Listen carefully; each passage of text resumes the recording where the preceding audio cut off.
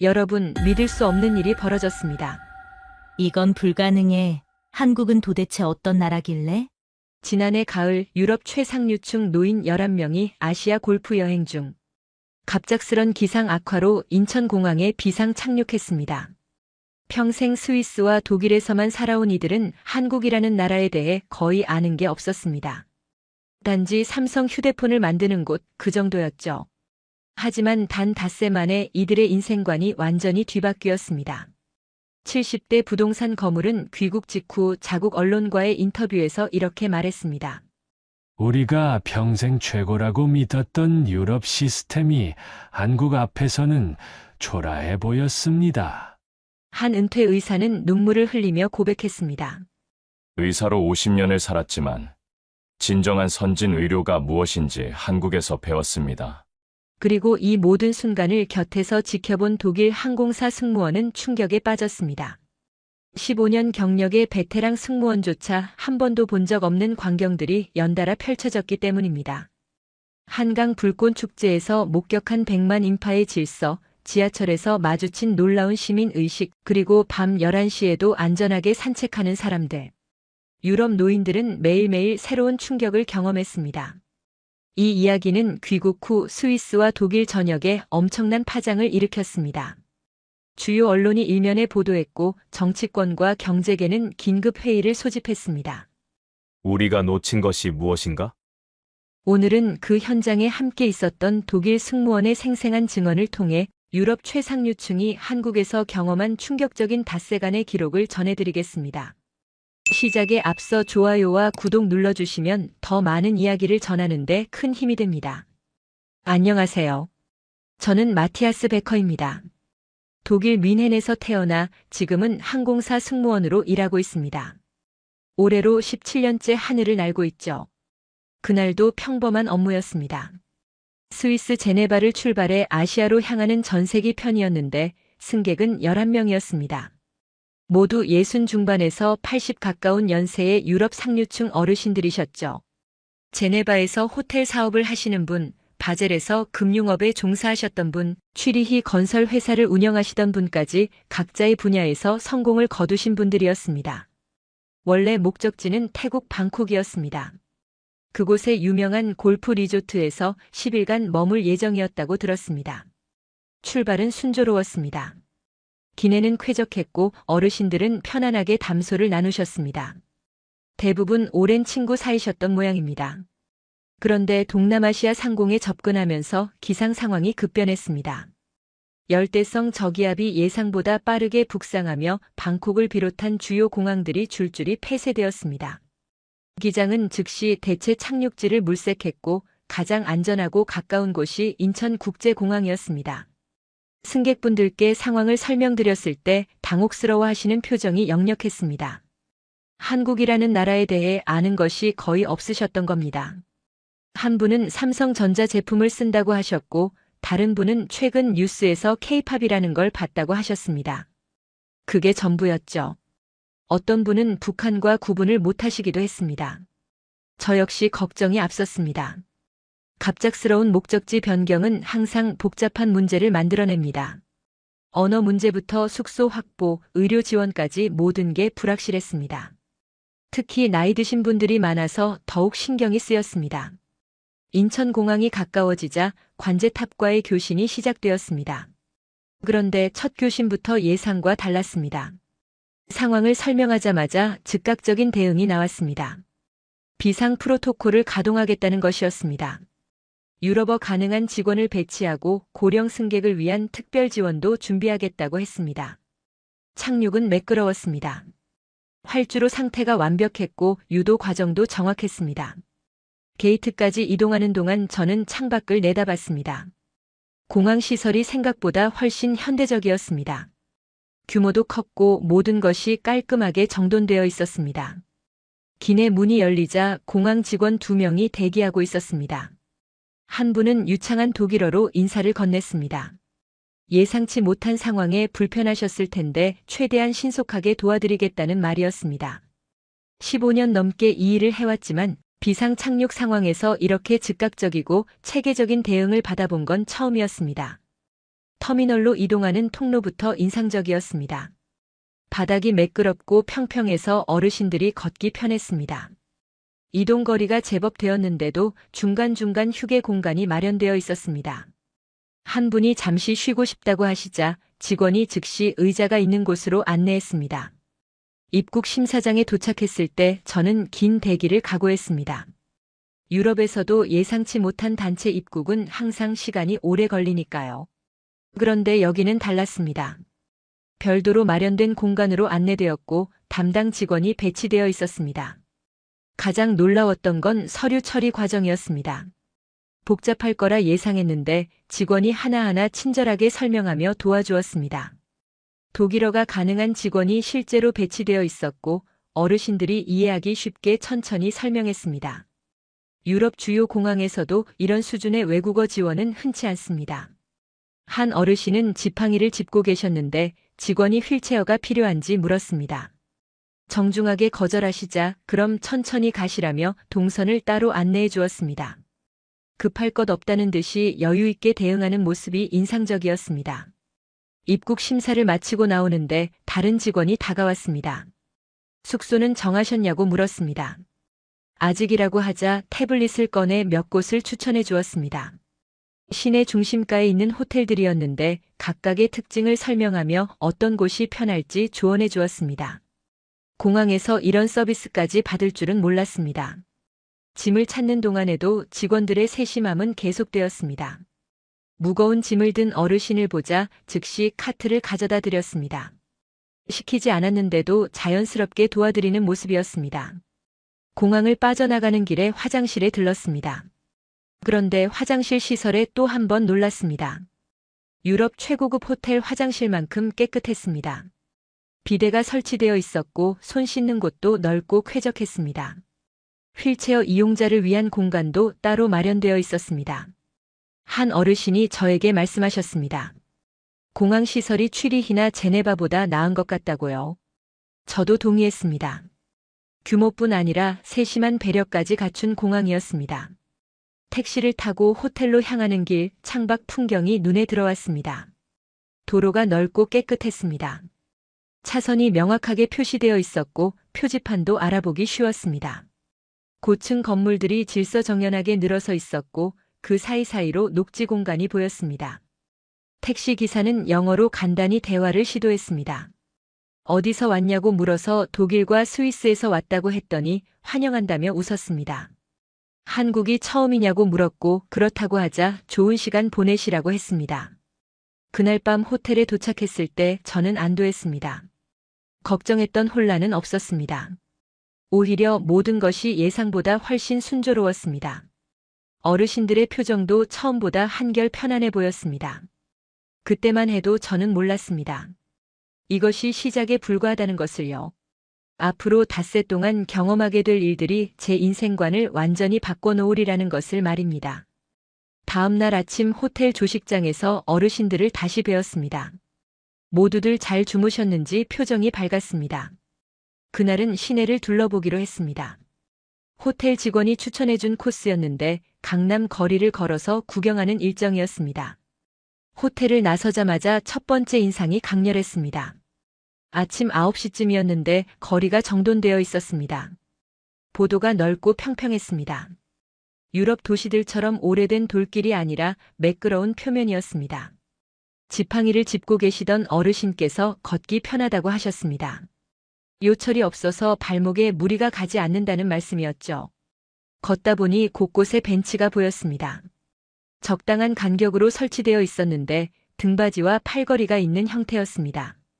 한 어르신이 잠시 쉬고 싶다고 하셔서 벤치에 앉았습니다. 앉아보니 높이가 적당했습니다. 너무 낮지도 높지도 않아서 일어서기 편했습니다.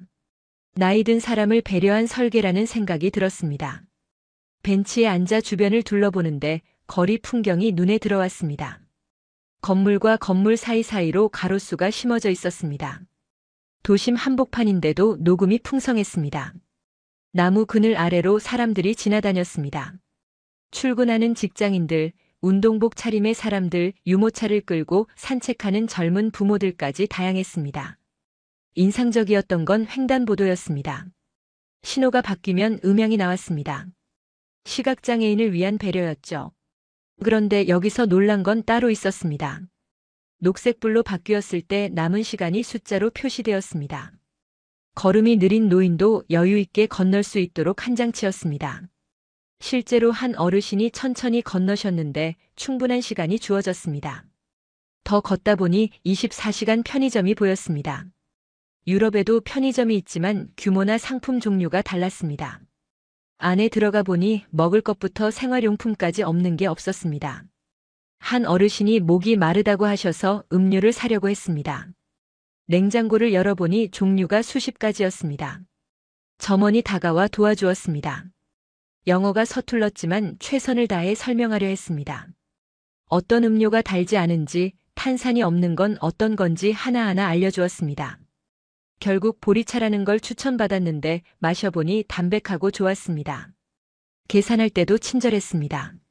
외국인이라는 걸 알면서도 전혀 귀찮아하는 기색이 없었습니다. 편의점을 나와 계속 걸었습니다. 그런데 밤에도 이 거리가 안전할 것 같다는 생각이 들었습니다. 가로등이 충분히 밝았고 사람들이 자연스럽게 오가는 분위기였습니다. 실제로 저녁이 되어 다시 나와 봤을 때 제 예상이 맞았습니다. 밤 10시가 넘었는데도 거리에 사람이 많았습니다. 퇴근하는 직장인들, 약속을 마치고 귀가하는 사람들, 운동을 마치고 돌아가는 사람들까지 자연스럽게 거리를 걸었습니다. 특히 눈에 띈 건 혼자 걷는 여성들이었습니다. 20대로 보이는 젊은 여성이 이어폰을 끼고 편하게 걸어갔습니다. 주변을 경계하는 기색이 전혀 없었습니다. 유럽 대도시에서는 상상하기 어려운 풍경이었습니다. 파리든 베를린이든 밤 10시에 여성이 혼자 걷는 건 위험합니다. 항상 주변을 살피고 가방을 꼭 쥐고 다녀야 합니다. 그런데 여기는 달랐습니다. 사람들 표정이 편안했습니다. 두려움이 없어 보였습니다.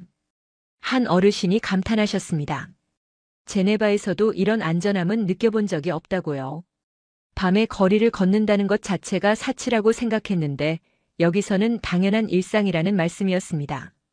저도 동감했습니다. 17년간 전 세계를 다녀봤지만 이렇게 안전한 분위기는 처음이었습니다. 지하철역 입구를 지나쳤습니다. 계단과 에스컬레이터, 엘리베이터가 모두 갖춰져 있었습니다.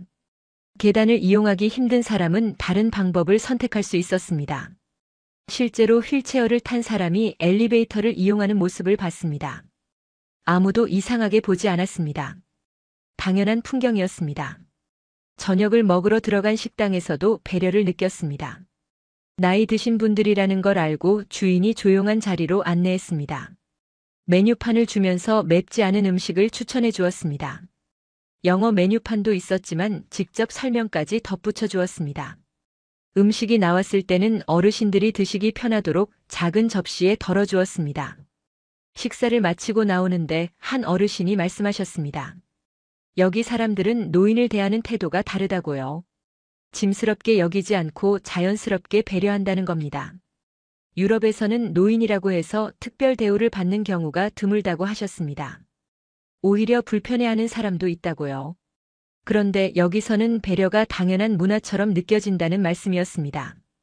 호텔로 돌아가는 길, 저는 그날 하루를 되짚어 봤습니다. 특별한 일이 있었던 건 아닙니다. 그냥 거리를 걷고 편의점에 들르고 식사를 했을 뿐입니다. 하지만 그 평범한 일상 속에서 느껴지는 것들이 달랐습니다. 안전함, 배려, 질서. 그것들이 자연스럽게 스며든 사회였습니다. 다음 날 호텔 직원이 특별한 제안을 했습니다. 그날 저녁 한강에서 세계 불꽃 축제가 열린다는 것이었습니다. 볼만한 행사라고 추천했습니다. 어르신들께 여쭤보니 흥미로워하셨습니다. 유럽에서도 불꽃놀이는 자주 봤지만 한국의 축제는 어떨지 궁금하다고 하셨습니다. 저녁 6시쯤 택시를 타고 한강으로 향했습니다. 강변에 가까워질수록 차량이 많아졌습니다. 하지만 교통체증은 심하지 않았습니다. 차들이 질서 있게 움직였고 교통 정리도 체계적이었습니다. 여의도 한강공원에 도착했을 때는 이미 많은 사람들이 자리를 잡고 있었습니다. 택시에서 내려 강변으로 걸어가는데 인파가 상상 이상이었습니다. 호텔 직원 말로는 100만 명 정도가 모인다고 했는데 과장이 아니었습니다. 끝없이 사람들이 보였습니다. 돗자리를 펴고 앉은 가족들, 돋보기를 들고 선 사람들, 강변 난간에 기대선 연인들까지 빼곡했습니다. 저는 긴장했습니다. 유럽에서 이 정도 인파가 모이면 혼란이 불가피합니다. 사람들이 서로 밀치고 소리 지르고 자리 다툼을 합니다. 안전사고 위험도 큽니다. 그래서 항상 경찰이 대거 배치되고 진입로마다 검색대가 설치됩니다. 긴장감이 감도는 분위기죠. 그런데 여기는 달랐습니다. 경찰도 보였지만 위압적이지 않았습니다. 사람들도 편안해 보였습니다. 아이들이 뛰어놀았고 노인들이 여유롭게 앉아 계셨습니다. 불안해하는 사람이 보이지 않았습니다. 자리를 찾아 천천히 걸었습니다. 이미 앉은 사람들 사이를 지나가는데 아무도 불편해하지 않았습니다. 오히려 길을 비켜주었습니다. 한 가족은 돗자리 끝을 접어서 지나갈 공간을 만들어주기까지 했습니다. 서로 배려하는 분위기가 자연스러웠습니다. 적당한 곳에 자리를 잡았습니다. 근처에 앉은 사람들이 웃으며 인사했습니다. 외국인이라는 걸 알면서도 어색해하지 않았습니다. 한 중년 부부는 김밥을 내밀었습니다. 같이 먹자는 제스처였습니다. 처음에는 사양했지만 워낙 권하셔서 감사히 받았습니다. 낯선 사람에게 음식을 나눠주는 문화가 신기했습니다. 해가 지면서 사람들이 더 몰려들었습니다. 하지만 혼잡한 느낌은 없었습니다. 모두 자기 자리를 지켰고 다른 사람 공간을 침범하지 않았습니다. 통로도 확보되어 있어서 이동이 자유로웠습니다. 화장실을 가려는 사람도 음식을 사러 가는 사람도 불편 없이 다녔습니다.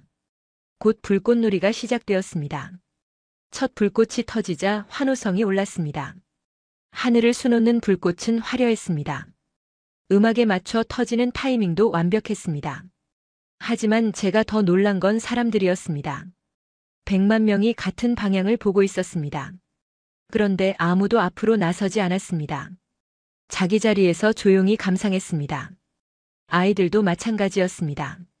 신나서 뛰어다니지만 다른 사람 자리는 침범하지 않았습니다. 부모들이 특별히 통제하는 것 같지도 않았습니다. 아이들 스스로 알고 있는 것 같았습니다. 불꽃놀이는 30분 정도 이어졌습니다. 마지막 불꽃이 터지고 사람들이 박수를 쳤습니다. 저도 따라 박수를 쳤습니다. 정말 아름다운 광경이었으니까요. 하지만 진짜 놀라운 건 그 다음이었습니다. 사람들이 일어나기 시작했습니다. 100만 명이 동시에 움직이면 대혼란이 일어날 거라 생각했습니다. 유럽이라면 틀림없이 그랬을 겁니다. 사람들이 출구로 몰려들고 서로 밀치고 아우성이 일어났을 겁니다. 그런데 여기는 달랐습니다. 사람들이 천천히 움직였습니다. 서두르지 않았습니다. 앞사람이 느리게 가면 기다렸습니다. 새치기 하는 사람도 없었습니다. 질서정연하게 흘러갔습니다. 더 놀라운 광경은 따로 있었습니다. 사람들이 쓰레기를 줍기 시작한 겁니다. 각자 비닐봉지를 꺼내 자기가 먹었던 음식 쓰레기를 담았습니다. 치킨 박스, 음료수 캔, 과자 봉지까지 하나하나 챙겼습니다. 저는 그 장면을 보며 말문이 막혔습니다. 17년간 승무원으로 일하며 수십 개국을 다녀봤지만 이런 광경은 처음이었습니다. 축제가 끝나면 쓰레기 산이 남는 게 당연하다고 생각했습니다. 청소 인력이 며칠씩 치우는 게 정상이라고 여겼습니다. 그런데 여기서는 시민들이 스스로 청소했습니다. 누가 시키지도 않았습니다. 벌금이 있는 것도 아니었습니다. 그냥 당연하다는 듯이 자연스럽게 했습니다. 자원봉사자들도 있었지만 그들은 지시하지 않았습니다. 큰 봉투를 들고 다니며 사람들이 모은 쓰레기를 받아주기만 했습니다. 30분쯤 지났을까요? 앉아있던 자리 주변이 깨끗해졌습니다. 수십만 명이 앉아있던 곳인데 이제는 쓰레기 하나 보이지 않았습니다. 한 어르신이 눈시울을 붉히셨습니다. 70평생 이런 시민의식은 본 적이 없다고 하셨습니다. 유럽 어디에서도 상상할 수 없는 일이라고요. 다른 분들도 고개를 끄덕이셨습니다. 모두 같은 생각이었습니다. 호텔로 돌아가는 차 안에서 어르신들은 말이 없었습니다. 각자 생각에 잠긴 듯 했습니다. 오늘 본 것이 단순한 질서가 아니라는 걸 모두 느끼셨을 겁니다. 그건 신뢰였습니다. 서로를 믿는 마음이었습니다. 내 이웃이 나를 해치지 않을 거라는 우리가 함께 살아가고 있다는 믿음이었습니다. 다음 날 아침 일찍 명동으로 가기로 했습니다. 한 어르신이 전통시장을 구경하고 싶다고 하셨습니다. 호텔에서 지하철을 이용하면 편하다고 해서 처음으로 서울 지하철을 타보기로 했습니다. 아침 8시쯤 역에 도착했습니다. 출근 시간이라 사람이 많을 거라 예상했습니다. 실제로 역 안은 붐볐습니다. 정장 차림의 직장인들, 학생들, 여행객들까지 다양한 사람들이 오갔습니다. 계단을 내려가려는데 에스컬레이터와 엘리베이터가 보였습니다. 나이 드신 분들이라 엘리베이터를 이용하기로 했습니다. 엘리베이터 앞에 이미 몇 명이 기다리고 있었습니다. 문이 열리자 안에 있던 사람들이 먼저 내렸습니다. 그리고 나서 차례대로 탑승했습니다. 아무도 먼저 타려고 밀치지 않았습니다. 열차 안은 붐볐지만 혼잡한 느낌은 덜했습니다. 사람들이 공간을 효율적으로 사용했습니다. 가방을 앞으로 메고 안쪽으로 들어가고 문 앞을 막지 않았습니다. 자연스러운 협조였습니다. 한 어르신이 앉을 자리를 찾으셨습니다. 그런데 좌석이 모두 차 있었습니다. 그때 한 대학생으로 보이는 청년이 자리에서 일어났습니다. 그리고 어르신께 자리를 권했습니다. 어르신은 괜찮다고 사양하셨지만 청년은 미소를 지으며 고개를 끄덕였습니다. 억지로 하는 게 아니라 당연하다는 표정이었습니다. 저는 그 광경을 보며 놀랐습니다. 유럽에서는 노약자석이 따로 있고 그곳에 앉은 사람만 양보합니다. 일반석에서 자발적으로 일어나는 경우는 드뭅니다. 그런데 여기서는 어디 앉았든 상관없이 양보했습니다. 의무가 아니라 자연스러운 습관처럼 보였습니다. 한 정거장을 더 가니 큰 짐을 든 노인이 탑승했습니다. 여행용 가방을 끌고 있었는데 무거워 보였습니다. 문 앞에서 짐을 들어 올리려고 하는데 옆에 서 있던 젊은 남성이 다가갔습니다. 그리고 가방을 들어 올려 안전한 곳에 놓아주었습니다. 노인이 고맙다고 하자 젊은이는 웃으며 고개만 끄덕였습니다. 명동역에 도착했습니다. 많은 사람들이 함께 내렸습니다. 하지만 밀리지 않았습니다. 차례대로 내렸고 급한 사람도 없었습니다. 에스컬레이터를 타고 올라가는데 오른쪽에 서고 왼쪽은 비워뒀습니다. 급한 사람이 지나갈 수 있도록 배려한 겁니다. 실제로 몇몇 사람이 왼쪽으로 빠르게 걸어 올라갔습니다. 지상으로 나오는 길에 한 어르신이 말씀하셨습니다. 취리히 지하철도 정시 운행으로 유명하지만 여기 시민의식은 다른 차원이라고요. 시스템만 좋은 게 아니라 사람들이 협조한다는 겁니다. 그래서 더 효율적이고 쾌적하다는 말씀이었습니다. 저도 동감했습니다. 지하철이라는 시스템은 전 세계 어디나 비슷합니다. 하지만 그 안에서 사람들이 어떻게 행동하는지가 다릅니다. 여기 사람들은 서로를 배려했습니다. 약한 사람을 도왔습니다. 질서를 지켰습니다. 누가 시키지 않아도 자발적으로 그렇게 했습니다. 출근 시간 지하철이라는 작은 공간에서 본 것들이었지만 그 안에 이 사회의 본질이 담겨 있었습니다. 신뢰와 배려, 질서와 협조. 그것들이 자연스럽게 녹아든 일상이었습니다. 명동역에서 나와 광장시장으로 향했습니다. 한 어르신이 한국 전통시장을 꼭 보고 싶다고 하셨던 겁니다. 택시를 타고 10여 분을 가니 시장 입구가 보였습니다. 시장 안으로 들어서자 활기찬 분위기가 느껴졌습니다. 좁은 통로 양옆으로 상점들이 빼곡했습니다. 떡볶이, 순대, 김밥, 전 등 각종 음식을 파는 가게들이 많았습니다. 냄새도 다양했습니다. 달콤한 냄새, 고소한 냄새, 매콤한 냄새까지 뒤섞여 있었습니다. 한 분이 배빈대떡이라는 음식에 관심을 보이셨습니다. 상인이 즉시 작은 접시에 한 조각을 잘라 내밀었습니다. 시식용이었습니다. 맛을 보고 마음에 들면 사라는 뜻이었죠. 어르신이 한 입 드셨는데 표정이 밝아졌습니다. 맛있다고 하시자 상인이 활짝 웃었습니다. 그런데 놀라운 건 그 다음이었습니다. 상인이 더 큰 접시에 여러 조각을 담아주었습니다. 그냥 드시라는 겁니다. 공짜로요. 처음에는 당황스러웠습니다. 유럽 시장에서는 시식용 외에 공짜로 주는 경우가 거의 없습니다. 하지만 상인은 진심으로 대접하고 싶어하는 표정이었습니다. 저희는 감사히 받아 먹었습니다. 정말 맛있었습니다. 그래서 한 접시를 샀습니다. 상인은 더 기뻐하며 포장을 정성스럽게 해주었습니다. 먹기 편하도록 젓가락과 냅킨도 넉넉히 넣어줬습니다. 다음 가게에서도 비슷한 일이 있었습니다. 떡을 파는 곳이었는데 상인 할머니가 여러 종류를 작은 조각으로 잘라주셨습니다. 하나하나 맛을 보라는 겁니다. 각 떡의 재료와 특징까지 설명해 주셨습니다. 쌀떡은 쫄깃하고 콩떡은 고소하고 약식은 달콤하다는 식이었죠. 영어는 서툴렀지만 손짓 발짓을 섞어가며 열심히 설명하셨습니다. 한 어르신이 마음에 드는 떡을 골라 사려고 했습니다. 가격을 물으니 생각보다 저렴했습니다. 돈을 내려는데 할머니가 덤으로 떡 몇 개를 더 넣어주셨습니다. 서비스라는 겁니다. 외국에서 왔다고 하니 더 후하게 주시는 것 같았습니다. 시장 안쪽으로 더 들어가니 옷을 파는 구역이 나왔습니다. 한복을 파는 가게가 보였습니다. 화려한 색상의 한복들이 걸려 있었습니다. 한 어르신이 관심을 보이시자 주인이 나와 설명을 시작했습니다. 한복의 역사부터 입는 방법까지 자세히 알려줬습니다. 심지어 입어보라고 권하기까지 했습니다. 사지 않아도 괜찮다고 했습니다. 그냥 경험해 보시라는 겁니다. 어르신 한 분이 실제로 입어보셨습니다. 주인이 정성스럽게 입혀드렸고 거울 앞에서 사진도 찍어주었습니다. 결국 그 어르신은 한복 한 벌을 구매하셨습니다. 주인은 정말 기뻐하며 포장을 정성껏 해주었습니다. 시장을 나와 점심을 먹으러 인근 식당에 들렀습니다.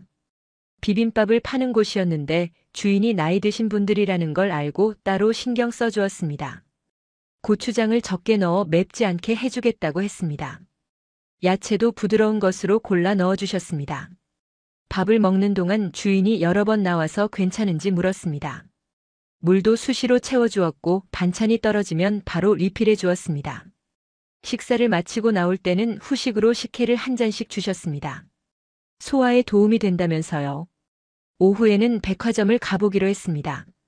전통시장과는 또 다른 모습이 궁금했습니다. 명동의 한 백화점에 들어갔습니다. 입구부터 세련되었습니다. 깨끗하고 밝았으며 안내 표지판도 알아보기 쉬웠습니다. 로비에서 안내 데스크를 찾았습니다. 직원에게 명품관이 어디냐고 물었습니다. 친절하게 층수를 알려주며 엘리베이터 위치까지 안내해 주었습니다. 필요하면 직접 모셔다 드리겠다고도 했습니다. 명품관에 올라가니 분위기가 완전히 달랐습니다. 고급스러운 인테리어에 조명도 은은했습니다. 유럽 명품 브랜드들이 즐비했습니다. 스위스 시계 브랜드도 보였습니다. 한 어르신이 자기 나라 제품이라며 반가워하셨습니다. 매장에 들어가니 직원이 정중하게 맞이했습니다. 무엇을 찾느냐고 물었고 그냥 구경하러 왔다고 하자 천천히 보시라고 했습니다. 압박하는 느낌이 전혀 없었습니다. 오히려 편안하게 둘러볼 수 있도록 적당한 거리를 유지했습니다. 한 어르신이 시계 하나에 관심을 보이셨습니다. 직원이 즉시 다가와 제품을 꺼내 보여주었습니다. 시계의 역사, 기술적 특징, 관리 방법까지 상세히 설명했습니다. 전문 지식이 깊었습니다. 유럽 본사 직원만큼이나 제품을 잘 알고 있었습니다. 어르신이 구매를 결정하시자 직원은 포장을 정성스럽게 해주었습니다. 박스 하나하나 신경 써서 담았고 리본까지 예쁘게 묶어주었습니다. 보증서와 사용 설명서도 꼼꼼히 챙겨주었습니다. 스위스로 돌아가신 후에도 문제가 있으면 연락하라며 명함까지 주었습니다. 계산을 마치고 나오는데 다른 직원이 다가왔습니다. 짐이 무거우시면 호텔까지 배송해 드리겠다고 했습니다. 무료 서비스라고 했습니다. 어르신들이 감사해 하시자 직원은 당연한 일이라며 웃었습니다. 백화점 식품관에도 들렀습니다. 각종 한국 식품들이 진열되어 있었는데 포장이 깔끔했습니다. 시식 코너도 있었습니다. 김치, 젓갈, 떡 등을 맛볼 수 있었습니다. 한 어르신이 김치를 맛보시고는 사고 싶다고 하셨습니다. 직원이 여행객용 진공 포장을 추천했습니다. 비행기에 실어도 문제 없도록 포장해 준다는 겁니다. 실제로 구매하자 진공 포장에 냉매까지 넣어주었습니다. 스위스까지 가는 동안 신선도를 유지할 수 있도록 배려한 겁니다. 백화점을 나서며 한 어르신이 말씀하셨습니다. 제네바에도 고급 백화점이 많지만 서비스 정신은 여기가 다르다고요. 단순히 물건을 파는 게 아니라 고객을 진심으로 대한다는 겁니다. 작은 것 하나까지 신경 쓰는 모습이 인상적이라고 하셨습니다. 저도 같은 생각이었습니다. 시장이든 백화점이든 상인들의 태도가 달랐습니다. 이윤만 추구하는 게 아니라 손님을 손님으로 대했습니다. 외국인이라고 해서 소홀히 하지도 않았습니다.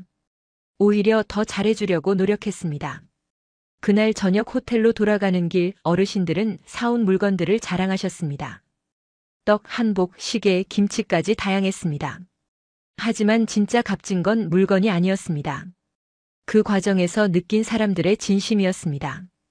다음 날은 골프를 치기로 했습니다. 원래 태국에서 칠 예정이었는데 여기서 대신 치자는 의견이 나왔습니다. 호텔 컨시어지가 서울 근교의 한 골프장을 예약해 주었습니다. 차로 40여 분 거리라고 했습니다. 아침 일찍 출발했습니다. 골프장으로 가는 길은 쾌적했습니다. 고속도로가 잘 정비되어 있었고 교통 흐름도 원활했습니다. 창밖으로 보이는 산과 들판이 아름다웠습니다. 골프장에 도착하자 직원이 반갑게 맞이했습니다. 외국 손님이라는 걸 미리 알고 준비했다고 했습니다. 영어 가능한 캐디를 배정했고 카트도 편한 것으로 준비했다는 겁니다. 클럽하우스로 들어가니 시설이 훌륭했습니다. 로커룸이 넓고 깨끗했습니다. 샤워 시설도 호텔급이었습니다. 개인 사물함이 제공되었고 수건과 세면도구까지 준비되어 있었습니다. 라커룸에서 옷을 갈아입는데 직원이 신발을 닦아주겠다고 했습니다. 라운딩하는 동안 깨끗이 해놓겠다는 겁니다. 유럽 골프장에서도 보기 드문 서비스였습니다. 코스로 나가니 캐디가 대기하고 있었습니다. 30대 정도 되어 보이는 남성이었는데 인사가 정중했습니다. 오늘 코스 상태와 날씨를 설명해 주었습니다. 바람 방향과 그린 속도까지 자세히 알려줬습니다. 첫 홀을 시작했습니다. 티샷을 하기 전에 캐디가 조언을 해주었습니다. 페어웨이 상황, 벙커 위치, 최적의 공략 방향까지 설명했습니다. 전문성이 느껴졌습니다. 한 어르신은 80 가까운 연세라 거리가 많이 나오지 않았습니다. 캐디는 그분에게 맞는 전략을 제시했습니다. 무리하지 말고 안전하게 가는 방법을 알려줬습니다. 재촉하거나 실망하는 기색이 전혀 없었습니다. 라운딩 중간에 간식 카트가 왔습니다. 음료수와 과일, 간단한 빵까지 준비되어 있었습니다. 무료로 제공된다고 했습니다. 더운 날씨에 수분 섭취가 중요하다며 물을 권했습니다. 코스 곳곳에 휴게 벤치가 있었습니다. 나이 드신 분들이 쉬기 좋았습니다. 그늘도 충분했고 경치도 좋았습니다. 한 홀을 마치고 쉬면서 주변을 둘러볼 수 있었습니다. 가장 인상적이었던 건 그린에서였습니다. 캐디가 퍼팅 라인을 읽어주는데 설명이 매우 구체적이었습니다. 경사, 잔디결, 속도까지 고려해서 조언했습니다. 실제로 그대로 쳤더니 공이 홀에 들어갔습니다. 점심은 클럽하우스에서 먹었습니다. 식당 음식이 수준급이었습니다. 한식과 양식 중 선택할 수 있었는데 대부분 한식을 골랐습니다. 갈비찜, 불고기, 된장찌개 등이 나왔습니다. 맛도 훌륭했고 양도 푸짐했습니다. 식사 중에 골프장 지배인이 찾아왔습니다. 불편한 점은 없는지, 코스는 만족스러운지 물었습니다. 모든 게 완벽하다고 하자 기뻐했습니다. 오후 라운딩도 즐거웠으면 좋겠다는 말을 남기고 갔습니다. 오후 라운딩을 시작했습니다. 날씨가 더워지자 캐디가 선크림을 꺼내 주었습니다. 준비해 온 것이었습니다. 모자도 여분이 있다며 내밀었습니다. 세심한 배려였습니다. 한 어르신이 허리가 아프다고 하셨습니다. 캐디는 즉시 카트를 가까이 대주었습니다. 그리고 스트레칭 방법을 알려줬습니다. 골프 중 허리에 무리가 가지 않는 자세도 조언했습니다. 마지막 홀을 끝내고 돌아왔습니다. 클럽하우스로 들어가니 직원이 차가운 물수건을 내밀었습니다. 얼굴을 닦으니 시원했습니다. 신발도 약속대로 깨끗하게 닦여 있었습니다. 샤워를 마치고 나오니 락커에 깔끔하게 정리된 옷이 놓여 있었습니다. 직원이 다려놓은 것이었습니다. 예상치 못한 서비스였습니다. 로비로 나가니 캐디가 기다리고 있었습니다. 오늘 라운딩에 대한 간단한 피드백을 해줬습니다. 잘한 샷, 개선할 점까지 정리해서 알려줬습니다. 계산을 하는데 가격이 합리적이었습니다. 유럽 골프장과 비교하면 상당히 저렴했습니다. 그런데 서비스 수준은 오히려 더 높았습니다. 캐디 팁을 주려고 했더니 정중하게 사양했습니다. 팁 문화가 아니라고 했습니다. 골프장을 나서며 어르신 한 분이 말씀하셨습니다. 스위스에도 좋은 골프장이 많지만 서비스 정신은 여기가 최고라고요. 시설만 좋은 게 아니라 사람들이 진심으로 손님을 대한다는 겁니다. 차를 타고 호텔로 돌아가는 길 모두들 만족스러워 하셨습니다. 예상치 못한 한국 골프였지만 기대 이상이었다고 입을 모았습니다. 태국에 가지 못한 게 오히려 다행이라는 말씀도 나왔습니다. 마지막 날 저녁이었습니다. 다음 날 아침 공항으로 가야 했기에 마지막 밤을 특별하게 보내고 싶었습니다. 호텔 직원이 이태원을 추천했습니다. 다양한 나라 사람들이 모이는 곳이라고 했습니다. 저녁 7시쯤 이태원에 도착했습니다. 거리 분위기부터 달랐습니다. 여러 나라 언어가 들렸고 다양한 인종의 사람들이 자연스럽게 오갔습니다. 간판도 한글, 영어, 아랍어, 중국어 등 여러 언어로 적혀 있었습니다. 길을 걷는데 아프리카에서 온 것으로 보이는 사람이 액세서리를 팔고 있었습니다. 한국 사람들이 자연스럽게 물건을 보고 흥정했습니다. 서로 웃으며 대화하는 모습이 편안해 보였습니다. 한 음식점 앞을 지나가는데 메뉴가 눈에 띄었습니다. 터키 음식점이었습니다. 안을 들여다보니 한국 손님들이 많이 앉아 있었습니다. 외국 음식에 대한 거부감이 없어 보였습니다. 저희는 한식당을 찾았습니다.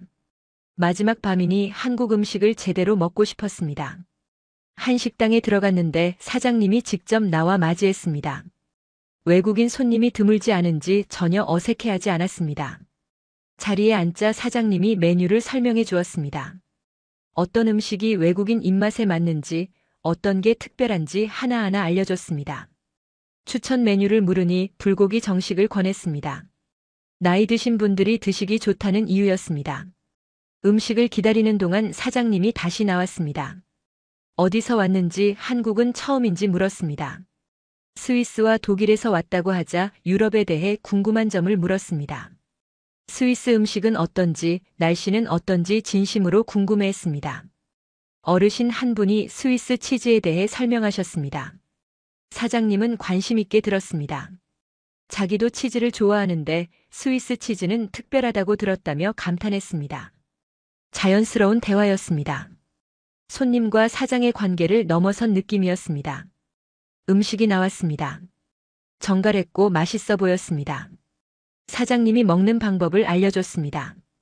상추에 고기와 밥을 싸먹는 법, 된장찌개를 곁들이는 법까지 친절하게 설명했습니다. 실제로 먹어보니 정말 맛있었습니다. 고기가 부드러웠고 양념이 적당했습니다. 반찬도 다양했습니다. 김치, 나물, 전 등 여러 가지가 나왔는데 모두 정성스럽게 만든 맛이었습니다. 식사 중에 옆 테이블을 보니 한국 가족이 앉아 있었습니다. 3대가 함께 온 것 같았습니다. 할머니, 부모, 그리고 아이들까지.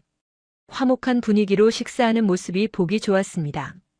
아이들이 할머니께 음식을 먼저 드리는 모습도 인상적이었습니다. 식사를 마치고 계산하려는데 사장님이 후식으로 식혜를 내왔습니다.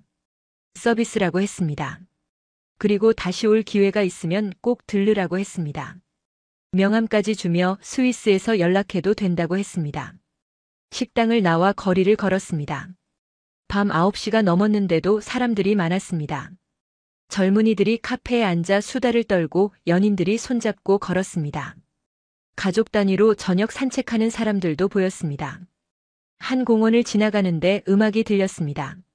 작은 무대에서 누군가 기타를 치며 노래하고 있었습니다. 10여 명이 둘러앉아 듣고 있었습니다. 조용하고 평화로운 분위기였습니다. 저희도 잠시 서서 들었습니다. 노래가 끝나자 사람들이 박수를 쳤습니다.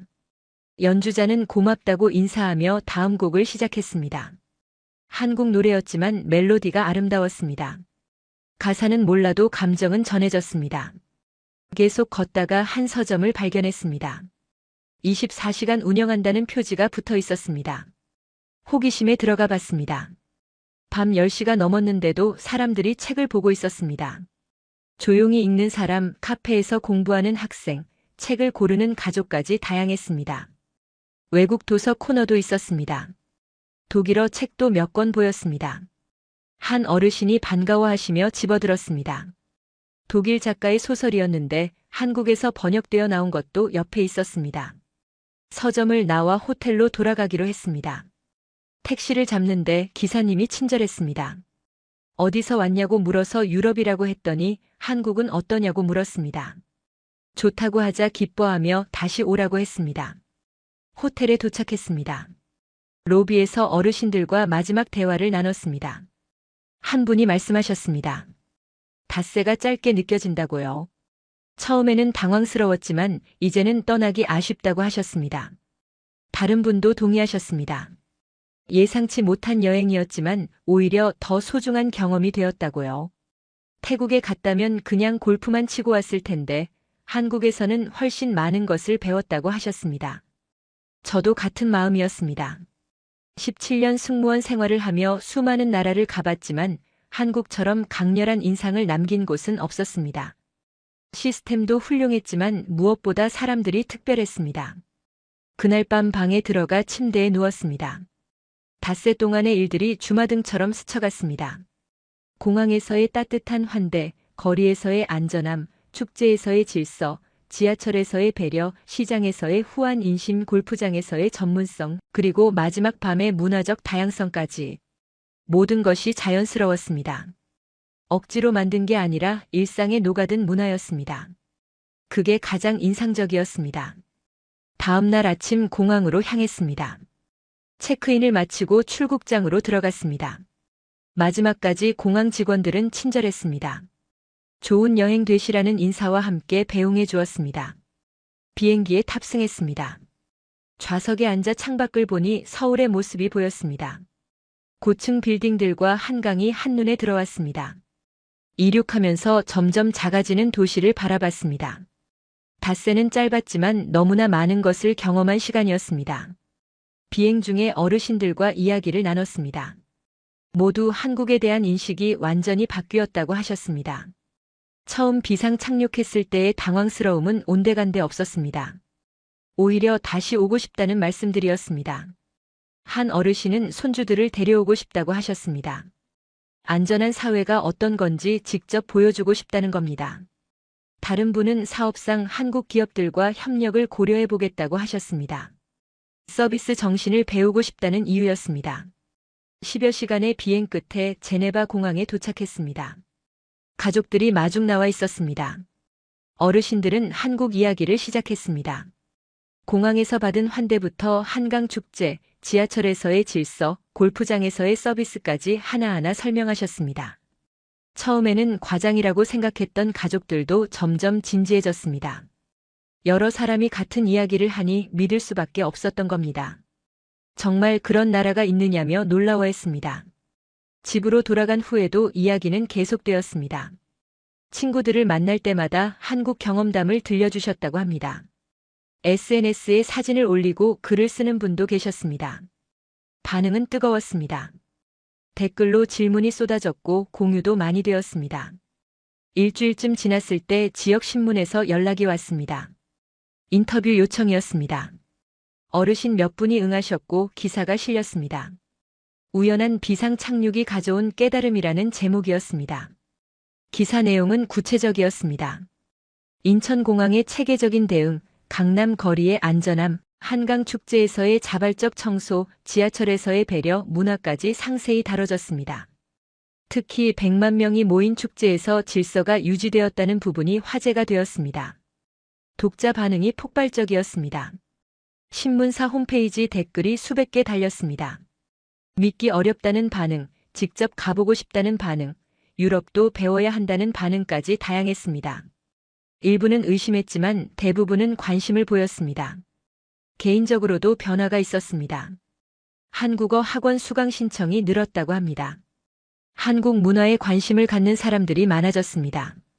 서점에는 한국 관련 책 코너가 따로 생겼습니다. 이제 저는 한국행 노선을 가장 좋아합니다. 매번 인천공항에 착륙할 때마다 그날의 기억이 떠오릅니다. 당황스러웠던 비상 착륙이 결국 가장 소중한 경험이 되었습니다. 승객들에게도 한국을 추천합니다. 특히 나이 드신 분들께는 안전하고 편안한 여행지라고 자신있게 말씀드립니다. 실제로 제 추천으로 한국을 다녀온 승객들이 감사 인사를 전해올 때가 있습니다. 그럴 때마다 뿌듯합니다.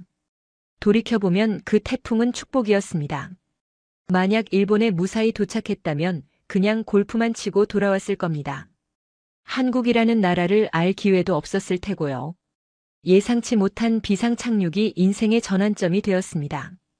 유럽으로 돌아온 후 많은 것이 달라 보였습니다. 익숙했던 것들이 낯설게 느껴졌습니다. 왜 우리는 서로를 이렇게 의심할까? 왜 공공장소에서 이렇게 긴장해야 할까? 왜 배려보다 권리를 먼저 주장할까? 질문이 생겼습니다. 답을 찾기는 쉽지 않았습니다. 오랜 역사와 문화가 다르니까요. 하지만 변화는 가능하다고 믿게 되었습니다. 한국도 과거에는 어려웠다고 들었습니다. 함께 노력해서 지금의 모습을 만들었다고 합니다. 닷새간의 한국 체류. 그것은 단순한 여행이 아니었습니다. 배움이었고 깨달음이었으며 희망이었습니다. 더 나은 사회가 가능하다는 것을 보여준 경험이었습니다. 오늘 사연은 여기까지입니다.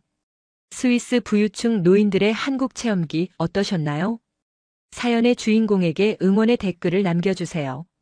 지금까지 감동정거장에서 사연 전해드렸습니다. 사연이 마음에 드셨다면 좋아요와 구독 부탁드립니다. 시청해주셔서 감사합니다. 감사합니다. 감사합니다. 감사합니다.